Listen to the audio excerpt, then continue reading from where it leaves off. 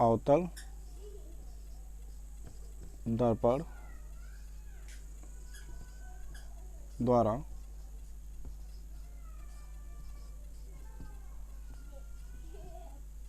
प्रतिबिंब का बनना। अवतल दर्पण द्वारा प्रतिबिंब का बनना। अब अवतल दर्पण द्वारा प्रतिबिंब किस प्रकार से बनता है, इसको आप आसानी से अगर समझेंगे तो आप अच्छे से समझ सकते हैं इसको। इसमें भी बहुत ज़्यादा कुछ है नहीं, बस थोड़ा सा ध्यान देना होगा चित्र पे। तो इसमें देखिए अवतल दर्पण द्वारा प्रतिबिंब का बनने का मतलब ये हुआ कि जैसे मान लेते हैं एक अवतल दर्पण लिया गया, फिर वहाँ पे क्या होगा कि एक वस्तु, अवतल दर्पण के सामने एक वस्तु रखा जाएगा और उस वस्तु को कहाँ कहाँ पे रखेंगे हम और उसका प्रतिबिंब कहाँ पर बनेगा, उस प्रतिबिंब की स्थिति क्या होगी, उस प्रतिबिंब का आकार क्या होगा, उसकी प्रकृति क्या होगी, इन चीज़ों के बारे में केवल हम लोग को पढ़ना होता है। ठीक है, अवतल दर्पण द्वारा अगर प्रतिबिंब का बनना है या उत्तल दर्पण द्वारा प्रतिबिंब का बनना है तो उसमें हमें कई चीज़ क्या, वस्तु की स्थिति के बारे में पता करना होता है कि वस्तु की स्थिति कहाँ पर है, कि वस्तु को स्थिति का मतलब कि वस्तु को हम कहाँ रखे हैं। अवतल के दर्पण के सामने हम मुख्य अक्ष पर वस्तु को कहाँ पर रखे हैं। जब प्रतिबिंब पता चल जाए कि वस्तु की स्थिति कहाँ है, फिर हम लोग को ये देखना होगा कि प्रतिबिंब की स्थिति क्या है, कि उस वस्तु के द्वारा जो प्रतिबिंब बन रहा है उस प्रतिबिंब कहाँ पर बन रहा है, उसकी स्थिति क्या है। उसके बाद फिर आपका अगला टॉपिक जो आएगा वो आकार आएगा। आकार का मतलब ये हुआ कि मान लेते हैं हम वस्तु को 5 इंच का कोई वस्तु रखे हुए हैं या 5 फीट का कोई वस्तु रखे हैं, तो उसका जो अवतल दर्पण पे जो प्रतिबिंब बन रहा है वो कितना जो है मीटर का है। अगर 5 मीटर का वस्तु है तो क्या वो 5 मीटर का प्रतिबिंब बना रहा है, या 5 मीटर से बड़ा बना रहा है, या 5 मीटर से छोटा बना रहा है, ये चीज़ को थोड़ा सा ध्यान देना होता है। और तीसरी स्थिति हमारी ये होती है कि उसकी प्रकृति के बारे में। प्रकृति का मतलब ये हुआ कि वो प्रतिबिंब वास्तविक बना रहा है या आभासी बना रहा है, सीधा बना रहा है या उल्टा बना रहा है। तो 4 चीज़ों की आवश्यकता होती है, वो चीज़ हम लोग को देखना होगा। तो देखिए क्या क्या चीज़ों की आवश्यकता होगी। पहला तो ये होता है वस्तु की स्थिति। क्या, वस्तु की स्थिति, कि वस्तु की स्थिति क्या होगी, पहला तो ये देखना होगा। वस्तु की स्थिति के बाद हम लोग को ये देखना होगा कि प्रतिबिंब की स्थिति क्या होती है। किसका, प्रतिबिंब की स्थिति। तो इसको हम लोग प्रतिबिंब की स्थिति, प्रतिबिंब की स्थिति, और प्रतिबिंब की स्थिति के बाद जो है हम लोग को जो देखना है वो क्या देखना है कि आकार क्या होगा। क्या चीज़, आकार, किसका, प्रतिबिंब का, प्रतिबिंब का आकार। अब प्रतिबिंब का आकार देख लेते हैं। उसके बाद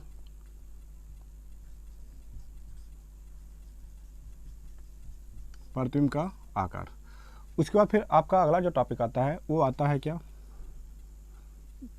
वस्तु की स्थिति, प्रतिबिंब की स्थिति, आकार, उसका प्रकृति। क्या होता है, प्रकृति। प्रकृति क्या होगी, देखिए इसमें परेशान होने की कोई बात नहीं, बस थोड़ा सा आप देखते चलिए।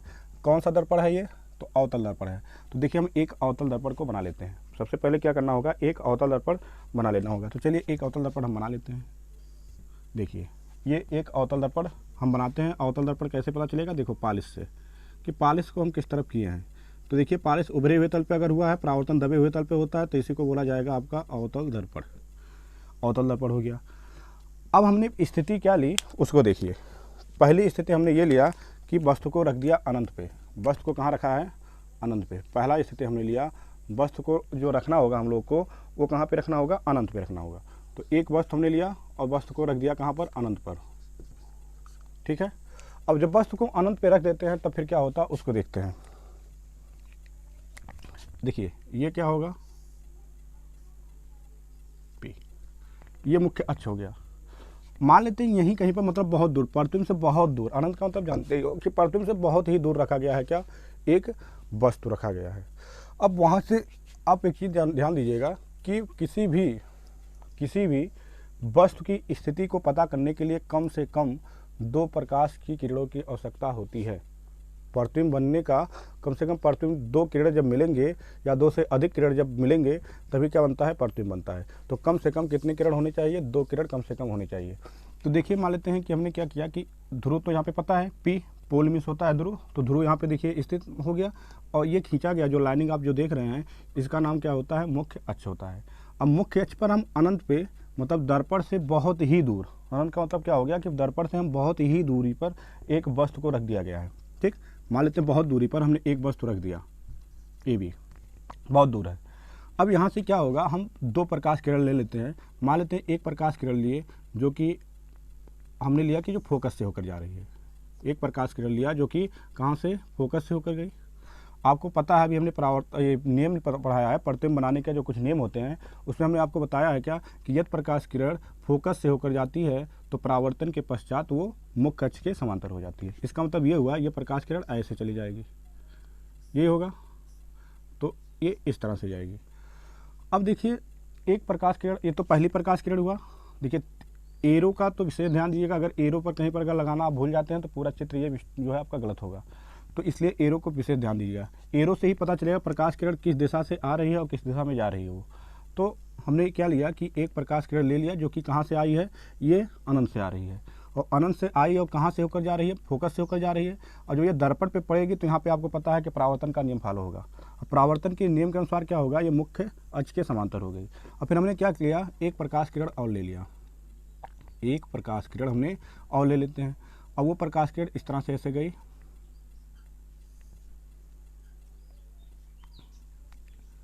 एक प्रकाश किरण जो हम ले रहे हैं वो और ले लिए जो कि सेंटर से लेकर चल रहे हैं। कहाँ से, सेंटर से। दूसरा प्रकाश किरण जो लेना होगा वो हम सेंटर से लेकर चलेंगे। तो दूसरा प्रकाश किरण हो गया ये वक्रता केंद्र, कहाँ से जाएगी, वक्रता केंद्र से होकर जाएगी। इसको नाम दे देते हैं हम क्या, सी। तो हमने दो प्रकाश किरण लिया, एक प्रकाश किरण लिया जो कि फोकस से होकर गया है, और दूसरा प्रकाश किरण हमने जो लिया वो कहाँ से, वक्रता केंद्र से होकर गया है। अब आपको पता है जो प्रकाश किरण वक्रता केंद्र से होकर जाती है वो परावर्तन के पश्चात पुनः अपने उसी मार्ग पर वापस लौट जाती है। मतलब जिस मार्ग से वो आई होती है उसी मार्ग पर वह वापस लौट जाती है। तो ये दो किरण लिया गया। अब आप एक चीज़ देख रहे होंगे, थोड़ा सा अगर आप ध्यान देंगे तो दो किरणें, दो परावर्तित किरणें एक जगह पर मिली हुई हैं, और जहाँ पर दो परावर्तित किरणें मिले होंगी वहीं पर बनता है क्या, प्रतिबिंब। जैसे यहाँ पर तो ये प्रतिबिंब आप देखेंगे थोड़ा सा तो ये फोकस पे बना हुआ होता है। कहाँ पे बना होता है, फोकस पे। तो अब एक चीज़ देखेंगे हम लोग, चित्र तो तैयार हुआ, वस्तु को कहाँ रखा गया था, अनंत पे, वस्तु को अनंत पे रखा गया। अब प्रतिबिंब की स्थिति क्या है, स्थिति का मतलब क्या हुआ कि प्रतिबिंब कहाँ पर बना हुआ है। तो आप देख रहे होंगे प्रतिबिंब कहाँ पे बन रहा है, फोकस पे। तो प्रतिबिंब की स्थिति क्या हो जाएगी, फोकस। प्रतिबिंब की जो स्थिति होगी वो हो जाएगी क्या, फोकस। तो देखिए ये हो गया फोकस पर स्थित है, ठीक है। प्रतिबिंब की स्थिति कहाँ होगा, फोकस पे, कि ये प्रतिबिंब कहाँ बन रहा है, तो देखें फोकस पे। अब आप लोग बताएंगे कि यदि प्रतिबिंब वस्तु बहुत ही दूर रखा गया है, यदि प्रतिबिंब वस्तु को बहुत ही दूर रखा गया है तो उसका जो प्रतिबिंब बनेगा वो वस्तु से छोटा बनेगा या बड़ा बनेगा।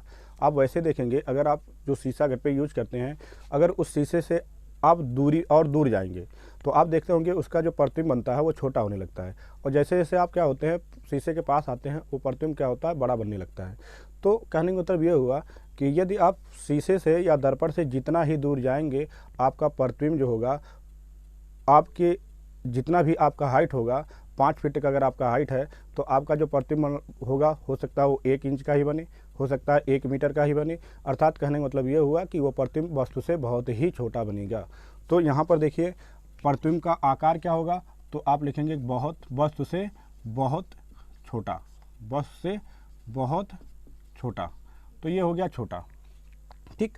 तो हमने देखिए कितना चीज अनंत पर रखा गया प्रतिबिंब वस्तु को, प्रतिबिंब की स्थिति फोकस पे हुई, प्रतिबिंब का आकार क्या हुआ, तो आप देख रहे हैं आकार इसका वस्तु से बहुत छोटा बन रहा है। अब ये देखना है प्रकृति क्या होगी, प्रकृति का मतलब क्या होगा कि वास्तविक बन रहा है या आभासी बन रहा है, उल्टा बन रहा है कि सीधा बन रहा है। तो एक देखिए यदि प्रतिबिंब मुख्य अक्ष के नीचे की तरफ बन रहा है, यदि प्रतिबिंब मुख्य अक्ष के नीचे की तरफ बन रहा है तो ध्यान दीजिए वो हमेशा वास्तविक प्रतिबिंब बनेगा। देखिए ये मुख्य अक्ष है और प्रतिबिंब देखो मुख्य अक्ष के नीचे की तरफ बना है, तो हमेशा प्रतिबिंब क्या होगा, आपका वास्तविक होगा, और वो हमेशा क्या होगा, उल्टा ही बन जाएगा। वो प्रतिबिंब जो बनेगा वो लगभग क्या होगा, उल्टा ही बनेगा। तो देखिए प्रकृति में आप क्या लिख देंगे, प्रकृति में लिखेंगे वास्तविक होगा। अभी आपको बताएं हम क्या होगा, ये वास्तविक, और वास्तविक के साथ साथ क्या होगा, उल्टा भी होगा। वास्तविक के साथ साथ क्या होगा, उल्टा भी होगा। तो यदि प्रतिबिंब को हम वस्तु को अनंत पे रखते हैं तो प्रतिबिंब की जो स्थिति होगी वो फोकस पर होगी, और प्रतिबिंब का जो आकार होगा ये आपका बहुत छोटा होगा, प्रकृत जो होगी वास्तविक और उल्टा होगा। ठीक, ये तो पहली स्थिति हो गई। ठीक है, ये आपका जो हुआ ये पहली स्थिति हो गई। अब दूसरी स्थिति के बारे में देख लेते हैं। दूसरी स्थिति का मतलब ये हुआ, अब हम लोग क्या करेंगे कि यही दर्पण तो यही है, देखिए दर्पण तो यही रहेगा,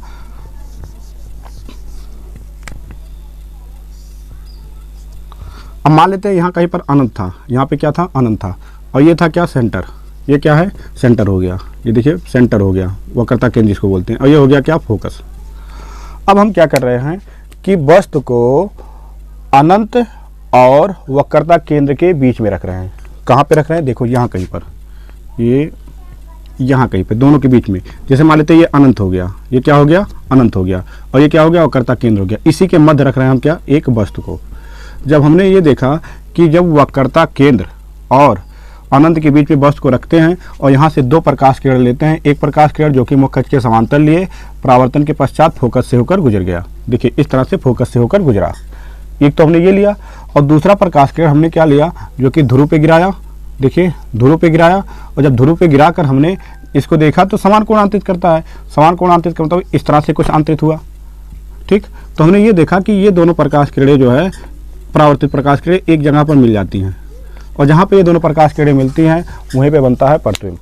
तो हमने यह देखा, आप थोड़ा सा अगर ध्यान देंगे तो देखिए कहाँ पर वस्तु को रखा गया है, तो अनंत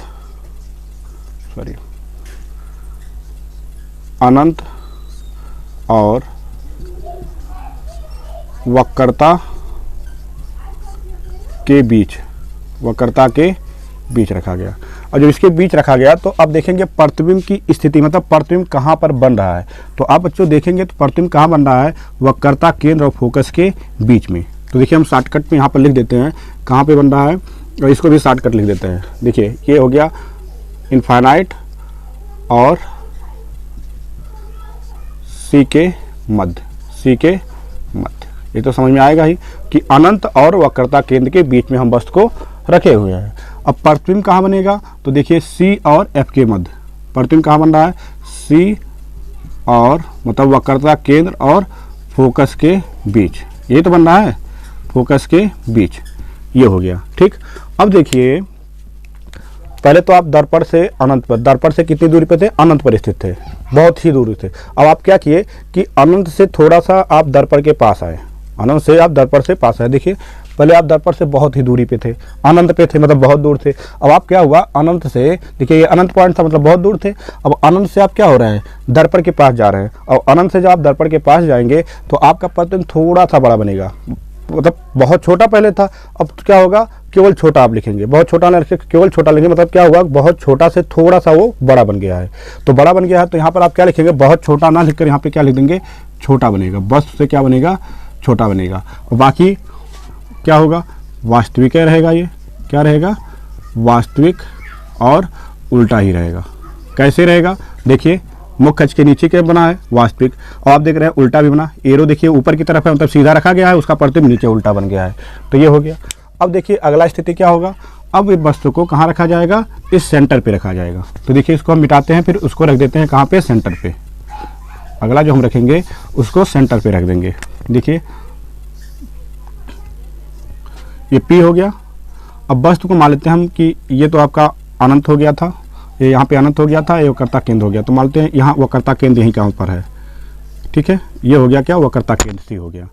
अब यहाँ से भी दो प्रकाश किरण लेंगे, एक प्रकाश किरण जो मुख्य अक्ष के समांतर लिया गया और परावर्तन के पश्चात कहाँ से होकर गुजरेगा, तो आपको पता है फोकस से होकर गुजरेगा, तो ये फोकस से होकर गुजरा।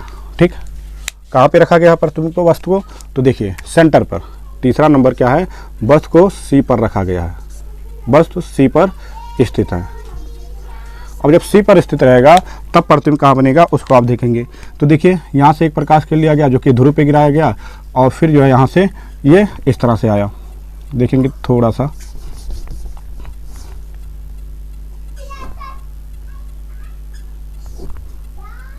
देखिए थोड़ा सा ये प्रतिबिंब जो बनता है ये सेंटर के नीचे ही जहाँ पर रखा गया होता है उसी के नीचे जस्ट बनता है, अर्थात ये हुआ कि यहीं कहीं पर ये बनेगा, इसके जस्ट नीचे ही बनेगा, मतलब ये ध्यान दिया कि ये मिलेगा जो यहीं मिलेगा। ठीक है, तो कहने का मतलब हमारा ये हुआ कि यदि प्रकाश वस्तु को कहाँ पर रखते हैं, सेंटर पर रखते हो, अर्थात वक्रता केंद्र पर रखते हो, यदि वस्तु को वक्रता केंद्र पर रखते हो तब वहाँ पर जो प्रतिबिंब बनेगा वहाँ पर जो प्रतिबिंब बनेगा वो जो है उसी वक्रता केंद्र के नीचे की तरफ, उसी वक्रता केंद्र के नीचे की तरफ बनेगा। और दूसरा चीज़ क्या होगा कि अब आकार में क्या होगा और स्थिति क्या होगी। तो स्थिति आप देख रहे हैं कहाँ पर है, वक्रता केंद्र पर, सी पर ही, सी पर बन रहा है। ठीक है, देखो कहाँ बन रहा है, सी पर बन रहा है। और फिर बराबर बनेगा, जितना बड़ा वस्तु रहेगा उतना ही बड़ा बनेगा क्या, प्रतिबिंब। अगर वस्तु इतना बड़ा है तो उतना ही बड़ा क्या बनेगा, प्रतिबिंब बनेगा। वहाँ वस्तु का और प्रतिबिंब का साइज बराबर रहेगा। मतलब देखो ये आप देख रहे हो ना, ये अवतल दर्पण, यहाँ पर इतना बड़ा अगर हम वस्तु रखते हैं इसके सामने, तो इसका प्रतिबिंब जो शीशे पर बनेगा वो उतना ही बड़ा नीचे की तरफ बन जाएगा, जस्ट सेंटर के नीचे उतना ही बड़ा बन जाएगा। ठीक है, तो ये चीज़ होगा। अब देखिए बाकी वास्तविक और उल्टा तो बनेगा ही। देखिए वास्तविक और उल्टा बन रहा है, तो कोई दिक्कत यहाँ पर हमें नहीं लगता है, कोई दिक्कत आप लोगों को होना चाहिए। ठीक है, अगला देखो कहाँ पर रख देते हैं अगर हम वस्तु को। अब वस्तु को हम रख देते हैं, इसको थोड़ा मिटा के हम नीचे और बना देते हैं, ये जगह आपका हो जाएगा अच्छे से।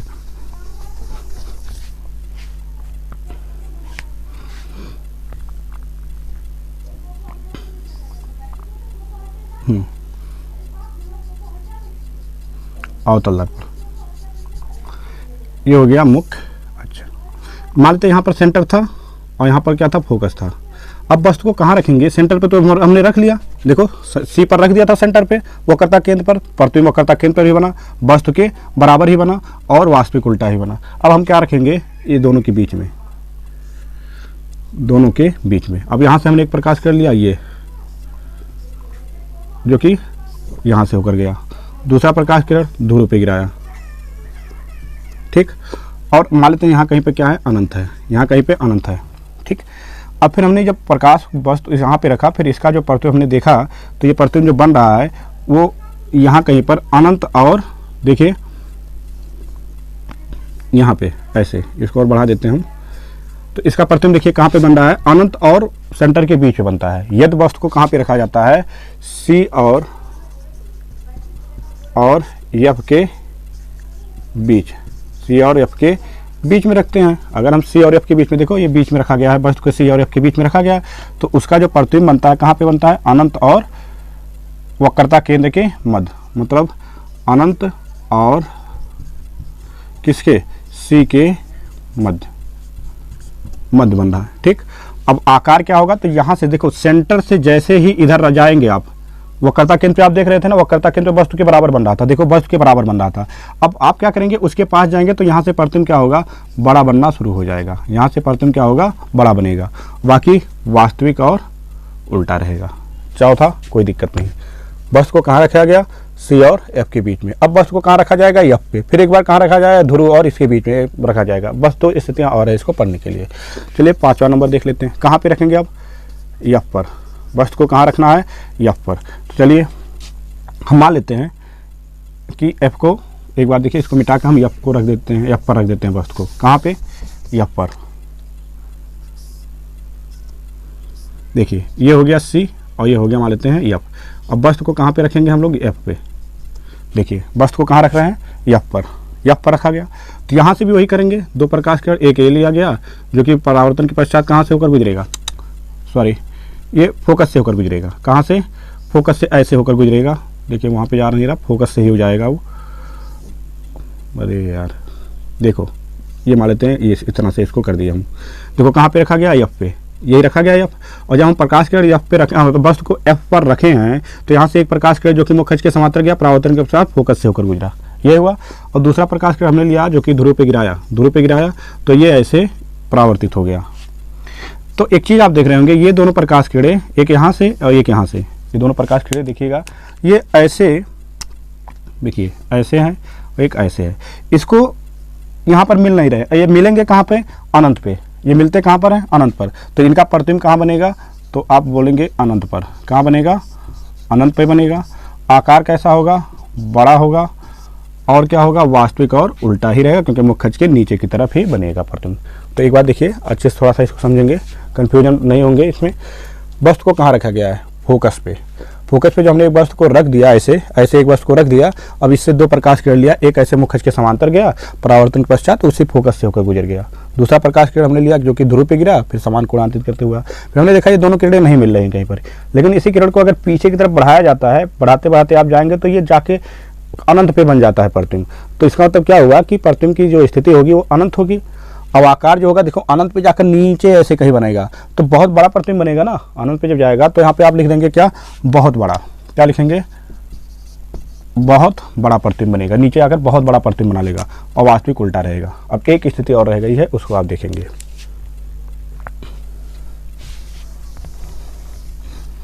लास्ट जो स्थिति है वो छठवां है। कहाँ पे रखना होगा, एफ और पी के बीच, एफ और पी के बीच। देखिए ये हो गया अवतल दर्पण और ये हो गया पी। अब मान लेते हैं थोड़ा सा, लेकिन चित्र को जो बनाया जा रहा है जूम करके बनाया जा रहा है, इसलिए फोकस को हम यहाँ पे मान लेते हैं। अब यहाँ पर एक वस्तु को रख देते हैं हम, एक वस्तु यहाँ पे रखे, यहाँ से एक प्रकाश के लिए जो कि मुख खच के समांतर गया, परावर्तन के पश्चात कहाँ से होकर गुजरेगा, तो आपको पता है फोकस से होकर गुजरेगा। थोड़ा सा फोकस को हम यहाँ मान लेते हैं क्योंकि लाइन थोड़ा सा दूर से गया।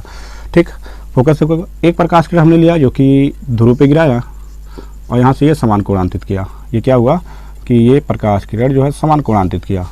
ठीक, फिर लेकिन देखा हमने कि ये दोनों प्रकाश किरणें कहीं पर नहीं मिल रही हैं। लेकिन जब इन प्रकाश किरणों को ऐसे पीछे की तरफ बढ़ाते हैं हम, ऐसे पीछे की तरफ बढ़ाते हैं और इसको भी ऐसे पीछे की तरफ बढ़ाते हैं, तो देखते हैं कि ये प्रकाश किरण जाकर जो है दर्पण के पीछे देखो, इसको पीछे की तरफ बढ़ाया जाता है और इसको भी पीछे की तरफ बढ़ाया जाता है। तो ये दोनों प्रकाश किरणें एक जगह पे जाकर मिल जाती हैं। ठीक है, और जब यहाँ पे जाकर मिलती हैं तो देखिए यहाँ पर ऐसे सीधा प्रवस्तु को रखा गया और कहाँ पर बनती है, दर्पण के पीछे चली जाती हैं। उतनी ही दूरी पर क्या होते हैं, दर्पण के पीछे जाकर बन जाती हैं। तो अगर स्थिति होगा क्या, तो आप स्थिति में क्या लिखेंगे कि दर्पण के पीछे, कहाँ, दर्पण के